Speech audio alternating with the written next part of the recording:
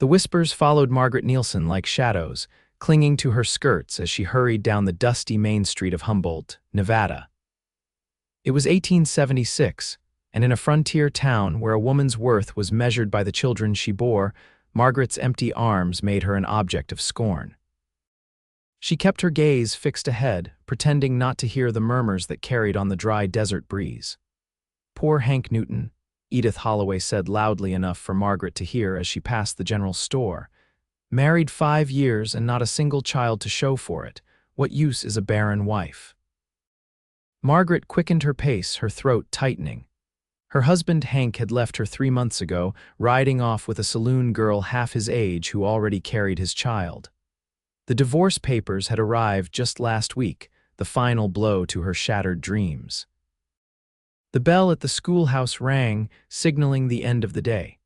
Children spilled from the doors, their laughter rising like startled birds into the afternoon sky.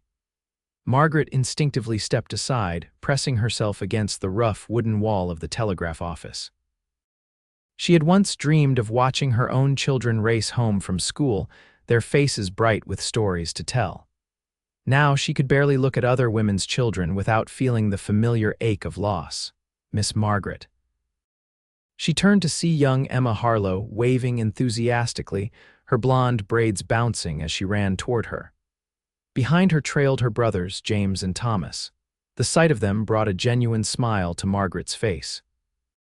She had taught all three to read during her brief stint as the schoolteacher's assistant before the town council had decided a woman without children couldn't possibly understand how to educate them properly.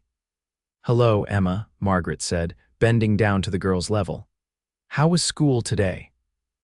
"Father says we're to invite you for supper," Emma announced proudly.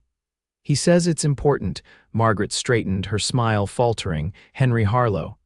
The mention of his name sent an unexpected flutter through her chest.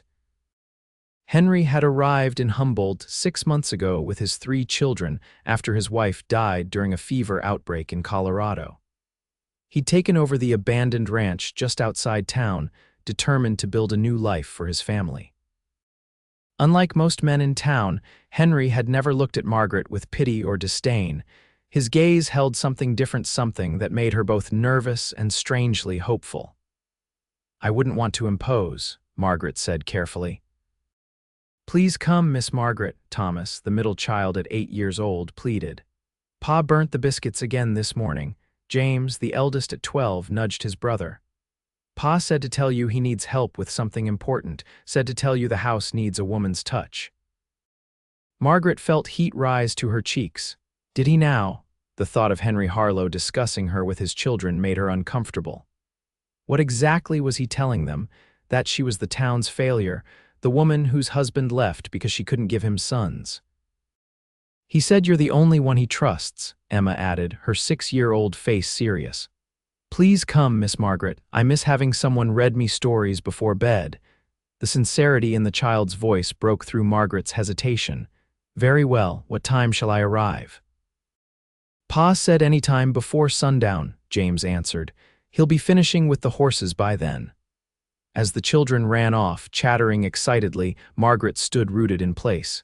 Henry Harlow was inviting her to dinner. The handsome widower who made her heart beat a little faster whenever their paths crossed at church or the Mercantile. The man whose gentle eyes never held judgment, only warmth. But why now? Why her? Margaret touched her hair self-consciously. At 27, she was considered nearly an old maid, especially after being discarded by her husband. Her brown hair was simply styled, her dress practical rather than fashionable. She had none of the vivacity of younger women like Clara Wilson, who openly set her cap for Henry every Sunday after services. Still, there was no denying the invitation. And despite her misgivings, Margaret found herself looking forward to an evening away from her small rented room behind the milliner's shop where she now worked, sewing hats to earn her keep. The Harlow Ranch sat nestled against the foothills a mile outside Humboldt. As Margaret approached, the setting sun painted the modest 2-story house in shades of gold and amber. She had taken care with her appearance, wearing her best blue dress and pinning her hair in a simple but elegant style. A basket of fresh bread and preserves hung from her arm. She couldn't arrive empty-handed. Henry was waiting on the porch, his tall frame silhouetted against the fading light. When he spotted her coming up the path, he descended the steps to meet her, removing his hat as he approached. "Miss Nielsen," he said, his voice deep and warm, "I'm glad you came." Up close, Henry Harlow was even more handsome than Margaret remembered. His dark hair was touched with silver at the temples, and his face was tanned from working outdoors. At 35, he had the confident bearing of a man comfortable in his own skin, despite the shadows of grief that sometimes darkened his hazel eyes. "Your children are persuasive," Margaret replied with a small smile. "Though I must admit I'm curious about this important matter that requires my presence." Henry's expression grew serious. "Let's talk inside. The children are waiting and they're near to starving." He offered his arm, a gesture so gentlemanly it caught Margaret off guard. She placed her hand lightly on his sleeve, trying to ignore the warmth that seemed to radiate from him. The house was modestly furnished but clean, though Margaret quickly noticed signs of a household lacking a woman's touch: mismatched curtains, a stack of mending piled in the corner, boots scattered by the door. The children had clearly made an effort for her visit, however. The table was set, albeit with spoons where forks should be, and a bunch of wildflowers stuffed haphazardly into a drinking glass served as a centerpiece. "We made stew," Emma announced proudly. "Pa killed the rabbit, but I helped cut the carrots." "It smells wonderful," Margaret said, genuinely touched by their efforts. Dinner was a lively affair. The children peppered Margaret with questions and stories, competing for her attention.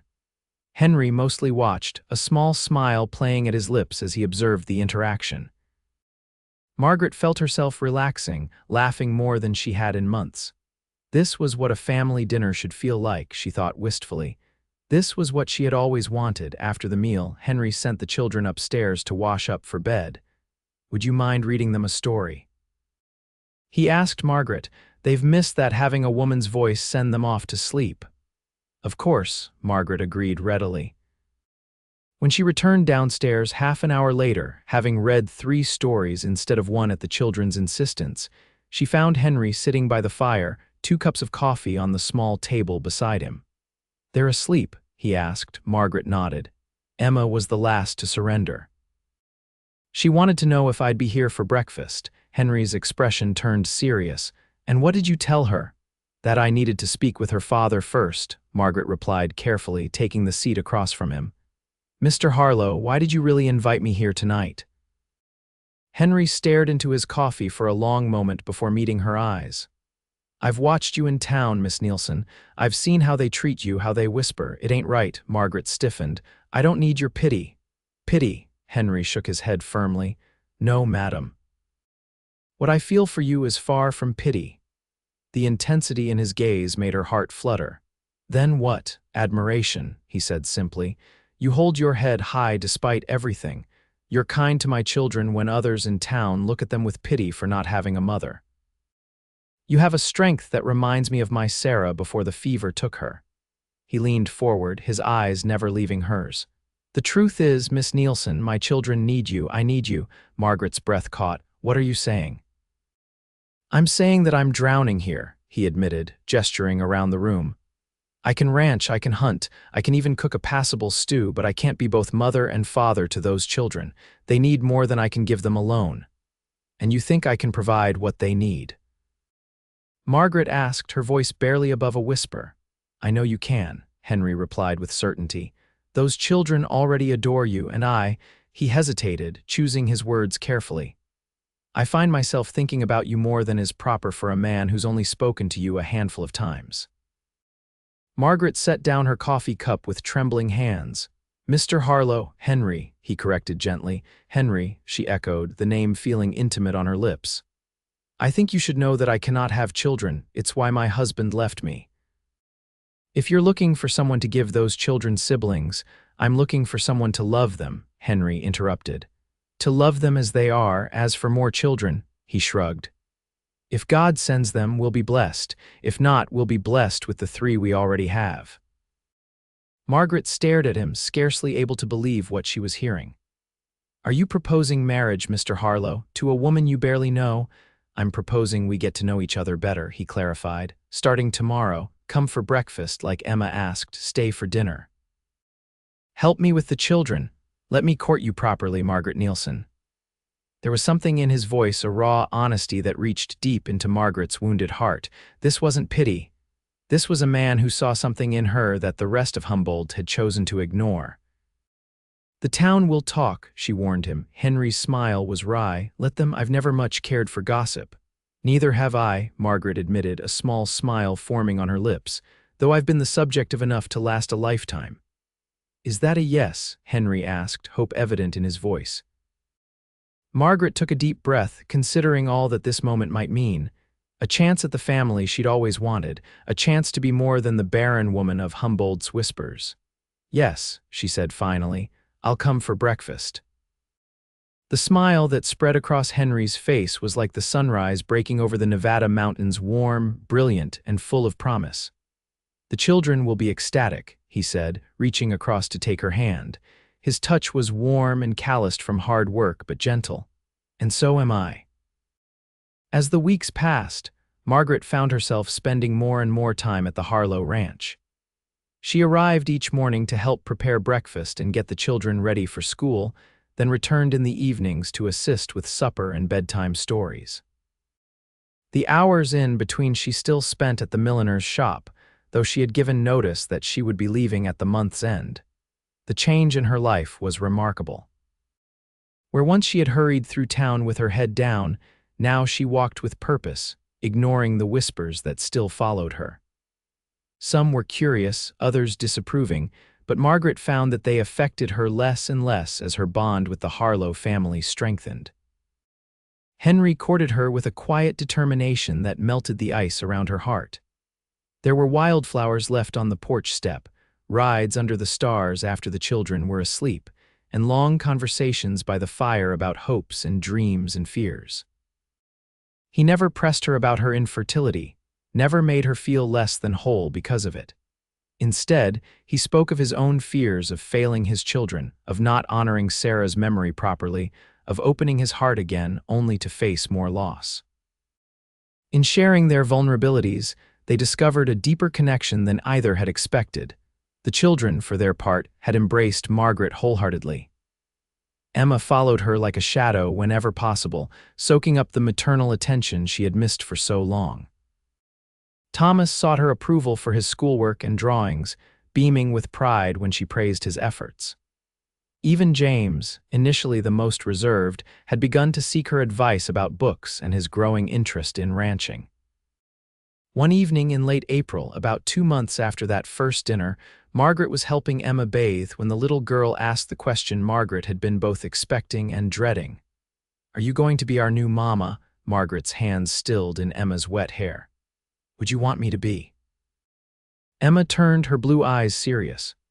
"Yes, James says you make Pa smile again, and you make the best biscuits." Margaret laughed softly. "Is that all it takes to be a good mother, making your father smile and baking decent biscuits?" Emma shook her head, sending droplets of water flying. "No. You listen when I talk. You don't make James feel bad when he gets sad about Mama. You taught Thomas how to tie his shoes the right way." She counted these accomplishments off on her small fingers. "And you love us." The simple declaration brought tears to Margaret's eyes. "I do love you, Emma." "Very much. Then you should marry Pa," Emma stated with the clear logic of a child. "Because he loves you too. I heard him tell Mr. Baker at church." Margaret's heart skipped. "Did he now?" Emma nodded solemnly. "He said you were a blessing sent by God to heal our family." Later that night, after the children were asleep, Margaret sat with Henry on the porch swing. The spring air was cool but pleasant, scented with sage and pine from the nearby hills. They had fallen into a comfortable routine, these quiet moments together after the day's work was done. "Emma asked if I was going to be her new mother," Margaret said after a while, her voice soft in the darkness. Henry's arm, which had been resting along the back of the swing, tensed slightly. "And what did you tell her?" "I asked if that was what she wanted," Margaret replied, turning to face him. "She said yes." In the dim light from the windows, she saw Henry swallow hard. "And what do you want, Margaret?" The question hung between them, heavy with possibility. Margaret thought of the life she had imagined for herself as a young woman, a loving husband, a house full of children, a place where she belonged. The dream that had turned to ashes when doctor after doctor confirmed she would never bear a child. But here, with Henry and his children, she had found something she hadn't expected: a family that didn't need her to create new life to be valued. They needed her heart, her hands, her presence. "I want this," she whispered, gesturing to the house behind them, to the life they had begun to build together. "I want you and James and Thomas and Emma. I want to stop being a visitor in your lives and start being a part of them completely." Henry's breath caught. Slowly, he reached into his pocket and withdrew a small object that gleamed in the moonlight, a simple gold band with a modest pearl. "I've been carrying this for 2 weeks," he admitted, "waiting for the right moment. I was afraid it was too soon, that you might think I was rushing things." Margaret's heart pounded as she stared at the ring. "Henry, Margaret Nielsen," he said, his voice rough with emotion, "I never expected to love again after Sarah died, but God had other plans, it seems. I love you, your kindness, your strength, your gentle heart. My children love you. Will you do us the great honor of becoming my wife and their mother?" Tears spilled down Margaret's cheeks as she nodded. "Yes," she breathed. "Yes, I will." Henry slipped the ring onto her finger, then drew her into his arms for a kiss that sealed their promise. When they finally broke apart, both breathless, Margaret laid her head on his shoulder. "The town will talk even more now," she murmured. "Let them," Henry said firmly. "What we have is between us and God. No one else's opinion matters." Their wedding took place on a Saturday in May, a simple ceremony in the small white church on the edge of town. Despite the gossip that had circulated when their engagement was announced, the church was full. Some came out of genuine goodwill, others out of curiosity, but Margaret found she didn't care about their motives. Her attention was focused entirely on Henry standing at the altar, the children beside him, all 4 of them smiling as if they'd been granted the greatest gift imaginable. Margaret wore a dress of pale blue, silk, a departure from traditional white that acknowledged her previous marriage while celebrating the newness of this union. Emma stood beside her as her attendant, proudly holding a bouquet of wildflowers identical to the one Margaret carried. When the minister pronounced them husband and wife, Henry kissed her with a reverence that brought fresh tears to her eyes. As they turned to face the congregation as Mr. and Mrs. Henry Harlow, Margaret caught sight of Edith Holloway in the third pew, her expression a mixture of surprise and grudging respect.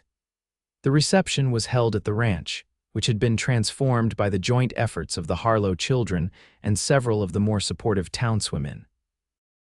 Tables laden with food stretched across the yard, and lanterns hung from the trees would provide light as evening fell. A small group of musicians played as people ate, drank, and offered congratulations to the newlyweds. Margaret was standing with Emma when she noticed Edith Holloway approaching, her husband Clarence in tow. Margaret instinctively tensed but put on a pleasant smile. "Mrs. Harlow," Edith said, the new name sounding strange on her lips. "A lovely ceremony. You make a beautiful bride." "Thank you, Mrs. Holloway," Margaret replied evenly. "It's kind of you to say so." Edith's eyes darted to Emma, who was clutching Margaret's hand proudly. "And how do you feel about having a new mother, young lady?" Before Margaret could intervene, Emma lifted her chin. "Miss Margaret was already my mother in my heart," she declared. "Now it's just official." A flush crept up Edith's neck.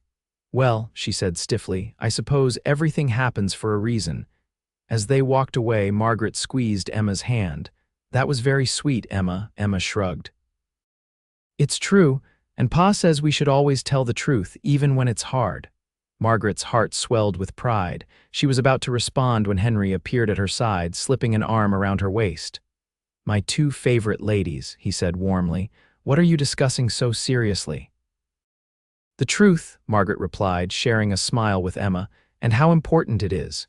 Henry's expression grew tender. "Speaking of truth, there's something I want to show you. Can you spare your new mother for a few minutes, Emma?" Emma nodded solemnly. "I'll help Thomas with the lemonade." As the girl skipped away, Henry took Margaret's hand.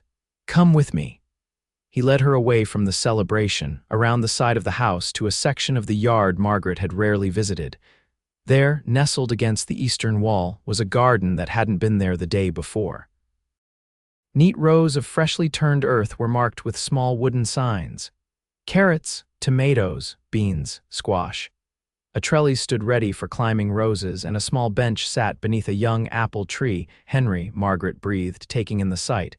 "When did you do this?" "James and I have been working on it in secret for the past week," Henry explained, his eyes watching her reaction carefully. "Every family needs a garden, a place to grow things together." The significance of his gift wasn't lost on Margaret. A garden, a place of nurturing, of coaxing life from the soil, of patience and care. He was giving her a different kind of fertility, a different way to create and sustain life. "It's perfect," she whispered, her voice catching. "Absolutely perfect." Henry drew her into his arms. "You've brought life back to this family, Margaret. You've made us whole again. I wanted you to have a place that's yours, where you can watch things grow under your care just like you've done with us."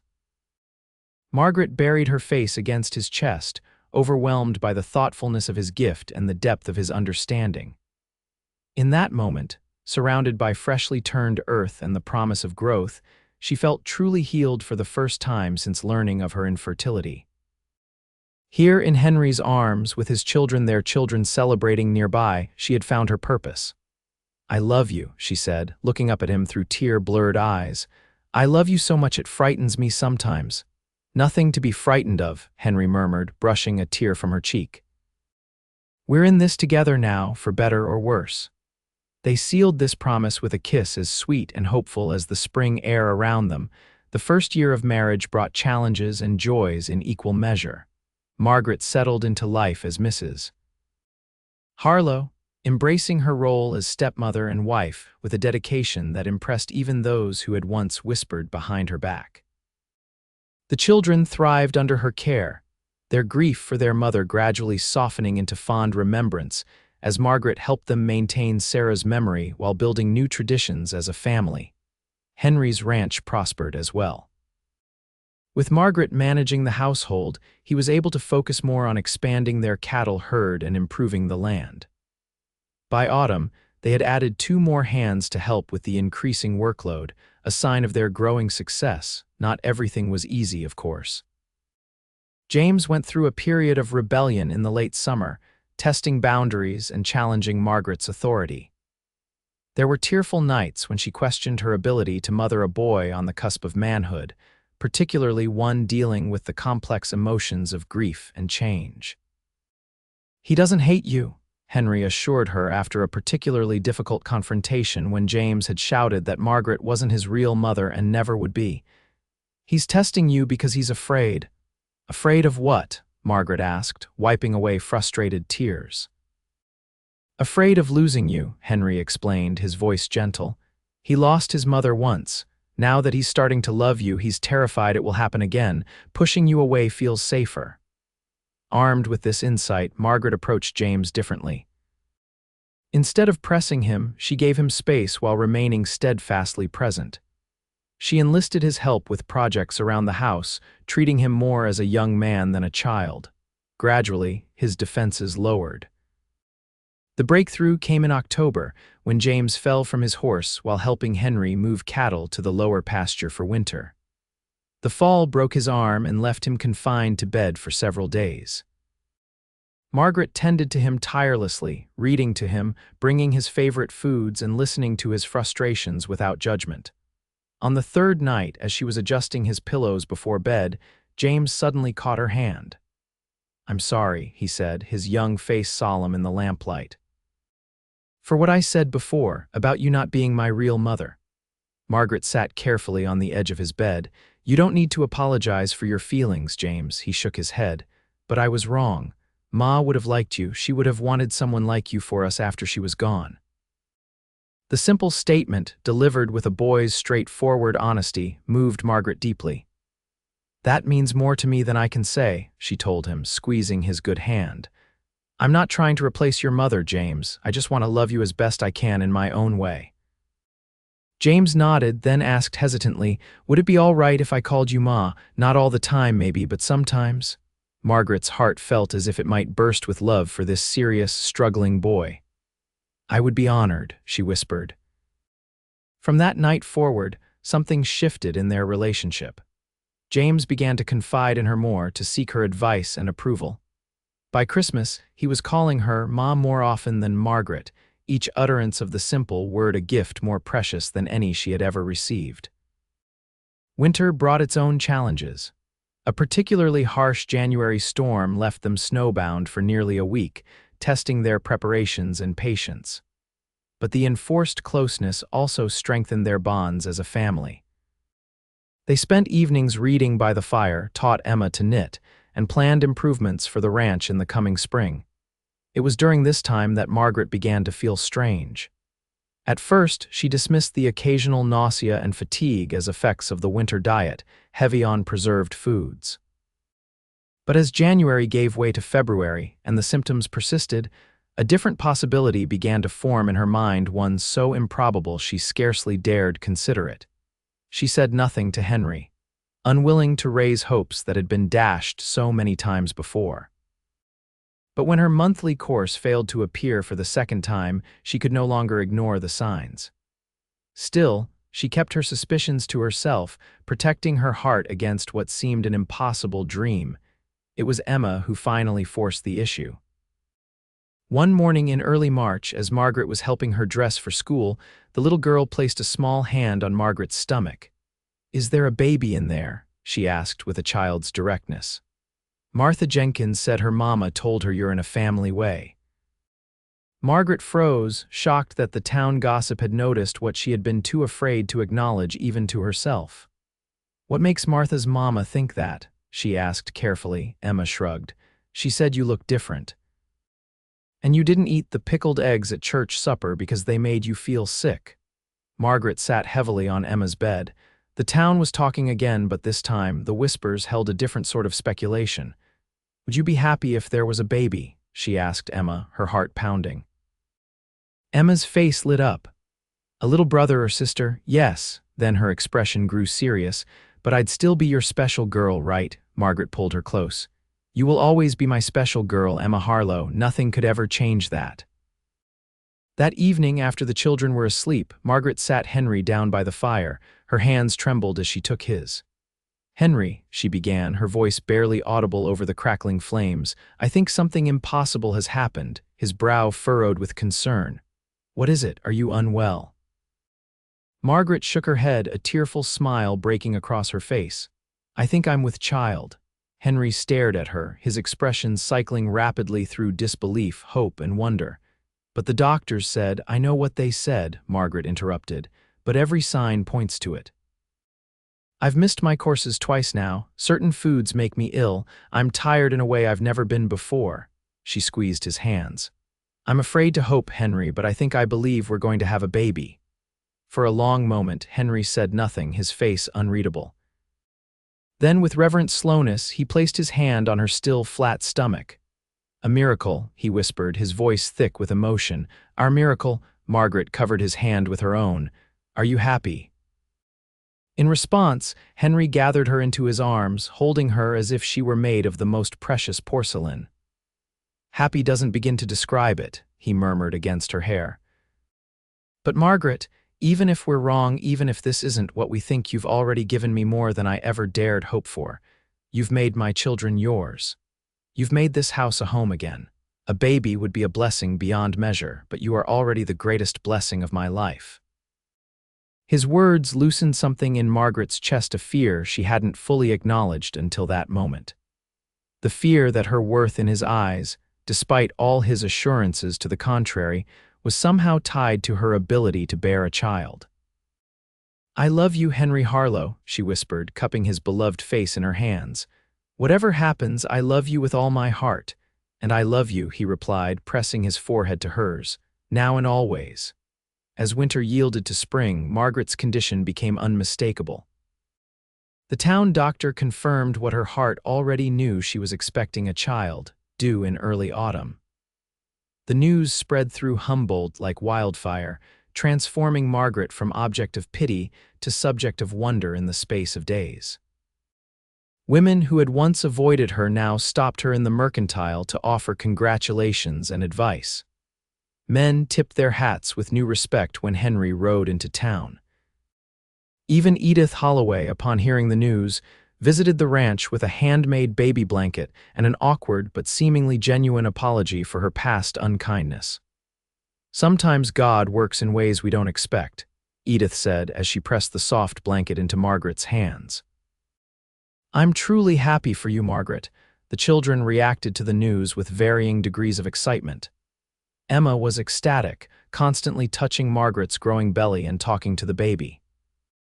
Thomas was curious, full of questions about how babies grew and where they came from, questions that sometimes left Margaret blushing and searching for age-appropriate answers. James was quieter in his response, but showed his support in practical ways, taking on extra chores and watching over Margaret with a protective air that touched her deeply. As her body changed, Margaret found herself marveling at every new development. Each flutter of movement, each visible sign of growth was a miracle she had never expected to experience.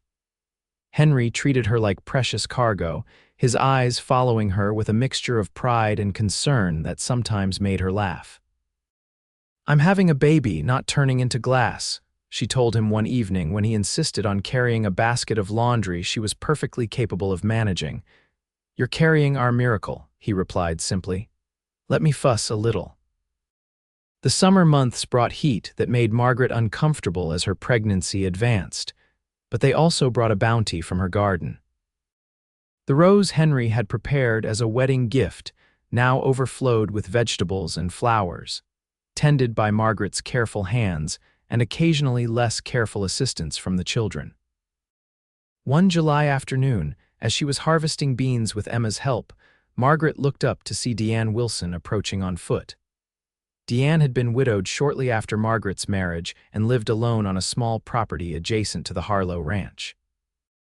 Though they weren't close, the women had maintained a friendly relationship, occasionally exchanging preserves or sewing patterns.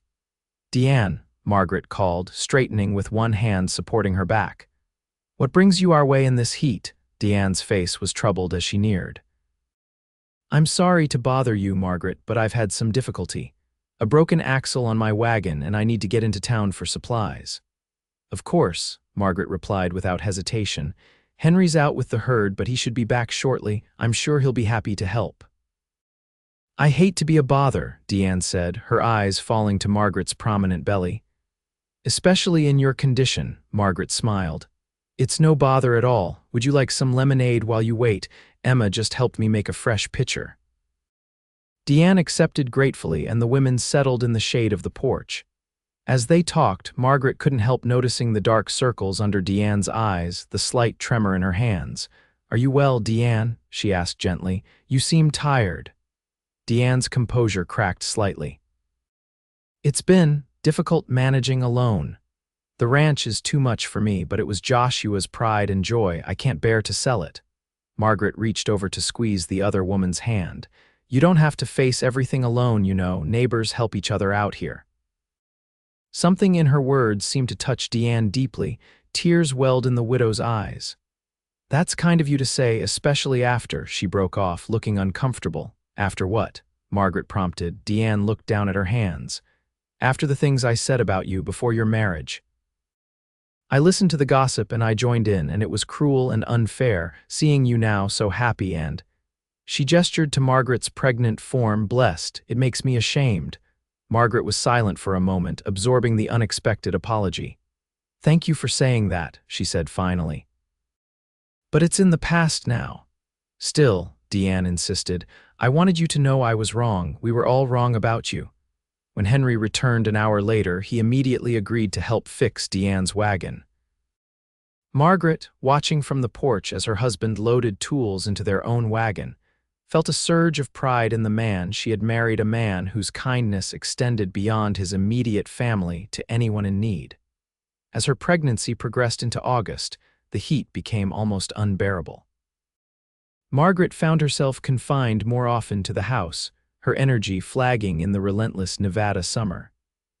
Henry insisted she rest more, hiring a local girl to help with the heavier household tasks. "I'm not an invalid," Margaret protested half-heartedly as Henry guided her to a chair one particularly sweltering afternoon. "No, you're a woman growing a new person," he countered, pressing a kiss to her forehead. "Let us take care of you for a change." As if sensing his mother's discomfort, the baby they had taken to calling it he, though they had no way of knowing for certain, became increasingly active. Margaret would often find herself breathless as tiny feet or elbows pressed against her ribs. "Strong like his papa," she would say as she guided Henry's hand to feel the movements. "Stubborn like his mama," Henry would reply with a grin. September arrived with blessed relief in the form of cooler temperatures. Margaret's due date approached, bringing with it a mixture of excitement and apprehension. The town midwife, Mrs. Abernathy, began visiting regularly, checking Margaret's progress and preparing her for what was to come. "Everything looks just as it should," the older woman assured her after one such visit. "The baby is in position, and you're as healthy as any first-time mother I've attended." "But I'm not exactly young for a first baby," Margaret worried, thinking of the difficult birth she had heard about. Mrs. Abernathy patted her hand. "Age isn't everything, dear. You're strong, and that baby is clearly thriving. Trust your body to know what to do when the time comes." The children grew increasingly excited as the baby's arrival drew near. Emma had helped Margaret prepare the nursery, setting up the cradle that Henry had lovingly crafted from pine harvested from their own land. Thomas had drawn pictures to hang on the walls, somewhat indistinct renderings of horses and cattle that nonetheless touched Margaret deeply. Even James had contributed, carefully constructing a mobile of wooden stars that hung above the cradle. "So the baby can learn about the night sky even before he can go outside," he explained seriously when he presented it to Margaret. On the last Sunday of September, Margaret woke with a strange sense of anticipation. The feeling followed her through the morning as she dressed for church, persisting as the family took their usual place in the third pew. Halfway through the service, the first pain came a tightening across her abdomen that made her catch her breath.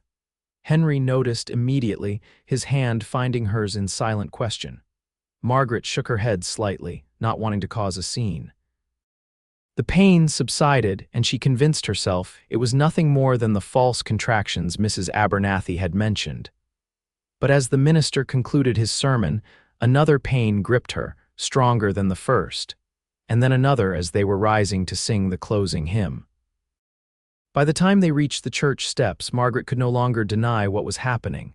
"Henry," she whispered, clutching his arm, "it's time." The next hours passed in a blur of pain and anticipation. Henry rushed her home, sending James to fetch Mrs. Abernathy while he settled Margaret in their bedroom.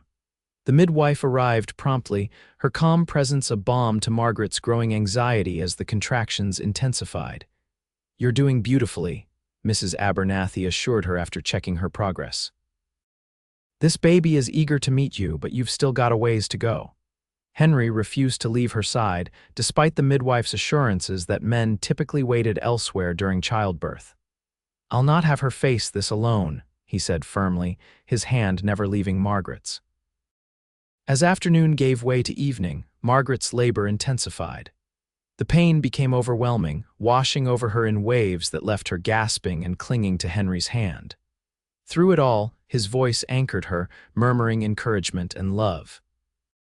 "You're the strongest woman I know," he told her as she struggled through a particularly difficult contraction. "You can do this, Margaret. Our miracle is almost here." Just as the old grandfather clock in the hallway struck midnight, marking the beginning of a new day, Mrs. Abernathy announced it was time to push. Margaret, exhausted beyond anything she had ever experienced, found reserves of strength she didn't know she possessed. "I can see the head," the midwife exclaimed after several pushes. "One more big effort, Margaret." With a cry that seemed to come from the depths of her soul, Margaret gave a final push. There was a moment of searing pain, then sudden relief, followed by the most beautiful sound she had ever heard, the strong, indignant cry of her child entering the world. "A boy, Mrs. Abernathy announced triumphantly, quickly wiping the infant clean before placing him on Margaret's chest. A fine, healthy boy. Margaret stared down at the red, wrinkled face of her son, overcome with a love so fierce it took her breath away. He was perfect 10 fingers, 10 toes, a tuft of dark hair like his father's. This child that doctors had said she would never bear, this miracle who had grown beneath her heart. "Hello, little one," she whispered, tears streaming down her face. "We've been waiting for you." Henry's hand trembled as he reached out to touch his son's tiny head. "He's beautiful," he said, his voice breaking, "just like his mother." As Mrs. Abernathy efficiently completed the afterbirth procedures, Margaret couldn't take her eyes off her son. He had quieted now, his eyes deep blue like all newborns blinking up at her with what seemed like solemn curiosity. "What shall we call him?" Henry asked, perched on the edge of the bed as he gazed at his wife and new son.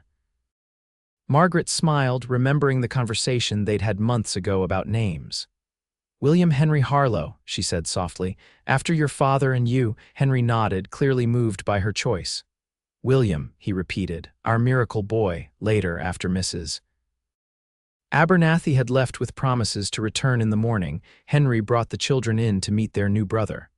They filed in quietly, awed by the solemnity of the occasion and their mother's tired but radiant face. "He's so small," Emma whispered, peering at the bundle in Margaret's arms. "All babies start small," Margaret explained. "Even you were once this size. Can I hold him?" James asked, surprising Margaret with his eagerness.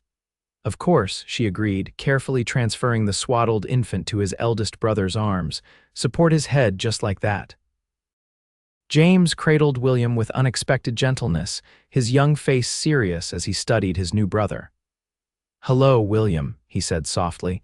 "I'm your brother James. I'm going to teach you to ride and rope and all sorts of things when you're bigger." Margaret caught Henry's eye over their children's heads, sharing a moment of perfect understanding. This was what they had built together, not just a marriage or a ranch, but a family bound by love rather than merely blood. A family where each member, whether born into it or brought by circumstance, was equally precious. The days following William's birth were a whirlwind of adjustments and discoveries. Margaret was surprised by how quickly her body began to recover, though the exhaustion of caring for a newborn was unlike anything she had experienced before. William proved to be a good baby, nursing well and sleeping in reasonable stretches, but the constant demands of motherhood still left her with dark circles under her eyes. Henry was an unexpected blessing during this time. Unlike many fathers who considered infant care strictly women's work, he took an active role from the beginning, changing diapers, walking with William when he was fussy, even attempting to burp him, though his heavy-handed approach often earned him a stern correction from Margaret. "I missed too much of this with the others," he explained when Margaret expressed surprise at his involvement. "Sarah was often alone with them while I worked. I don't want that for you or for William." The children, too, embraced their new brother with enthusiasm. Emma appointed herself William's special helper, fetching diapers and singing to him when he cried. Thomas was fascinated by every small development, from the way William's fingers curled around his own to the expressions that crossed his tiny face during sleep. James remained slightly more reserved, but Margaret often found him sitting by the cradle, talking softly to the baby about the ranch and the horses and all the adventures they would have someday.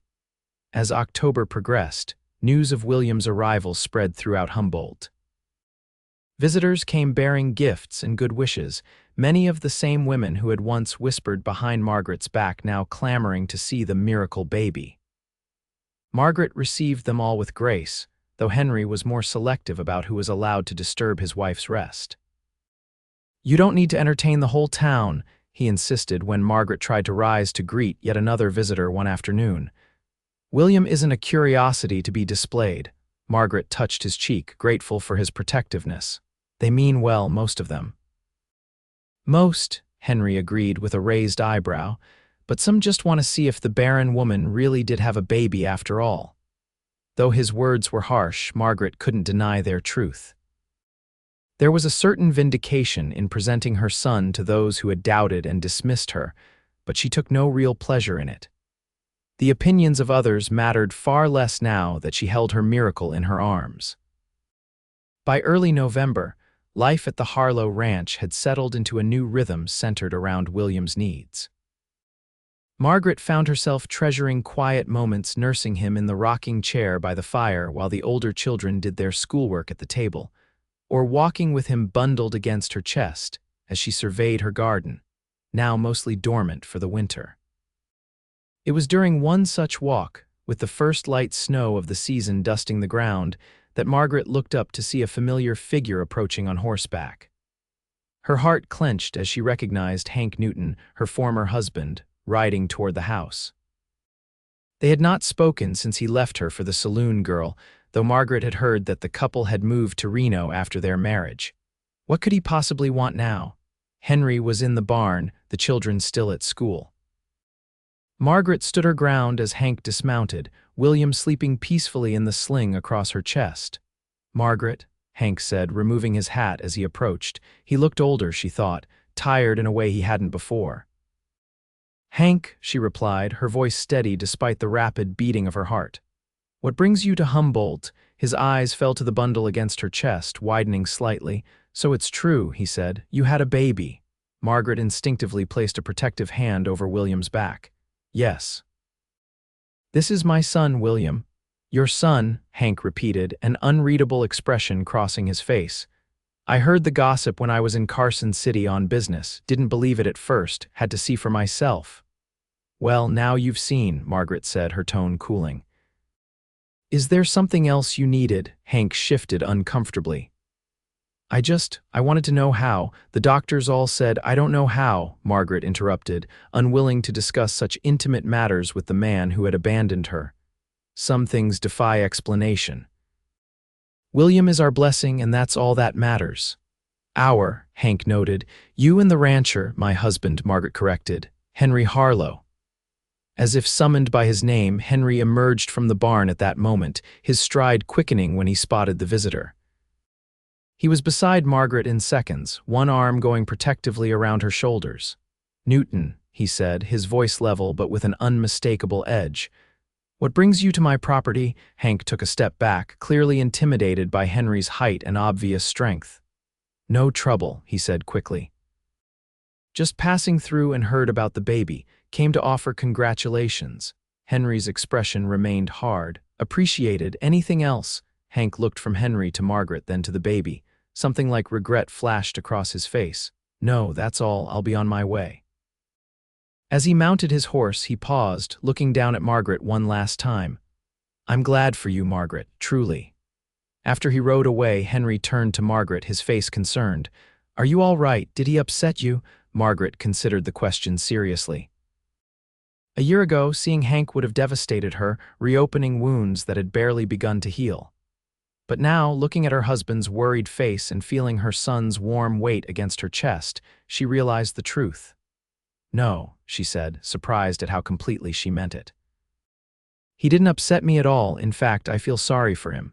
Henry's brow furrowed. "Sorry for him? Why?" Margaret smiled, reaching up to touch her husband's beloved face.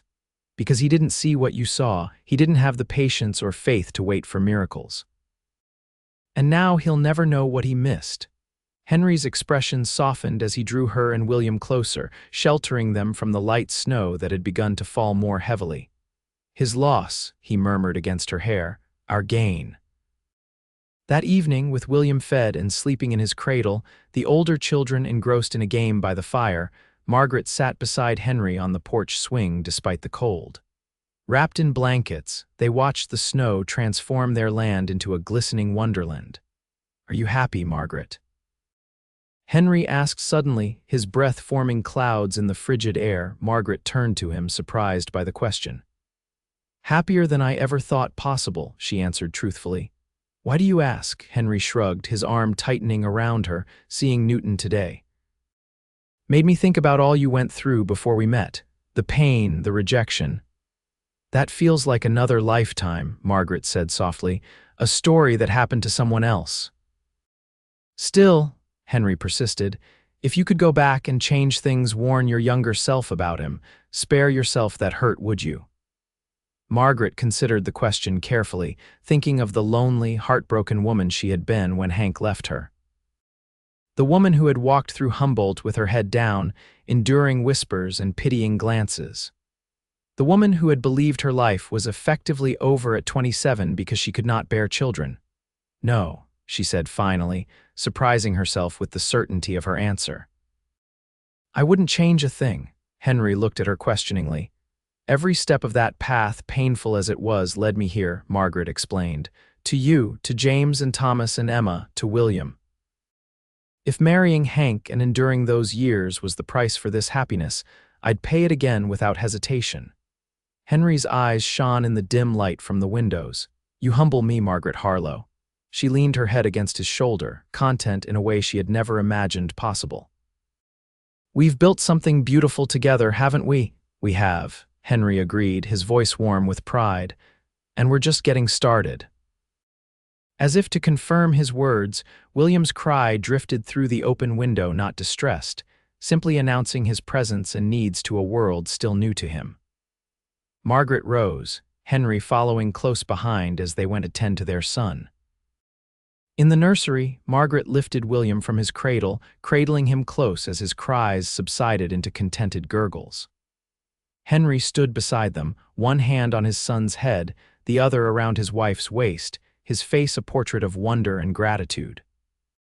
Outside, the snow continued to fall, covering Humboldt in a blanket of white that muffled the sounds of the world and made everything seem pure and new. Inside the Harlow home, a family that had been forged through loss, hope, and unexpected miracles stood together in the soft lamplight, complete at last. Margaret, looking from her husband's beloved face to the miracle in her arms and thinking of the 3 sleeping children down the hall, felt a deep certainty settle in her heart. The whispers that had once haunted her steps through town had transformed into a different kind of story, one of redemption and second chances, of family found rather than born, and of love strong enough to create miracles. It was, she thought as William's tiny hand curled around her finger, the most beautiful story she could imagine. And it was only just beginning.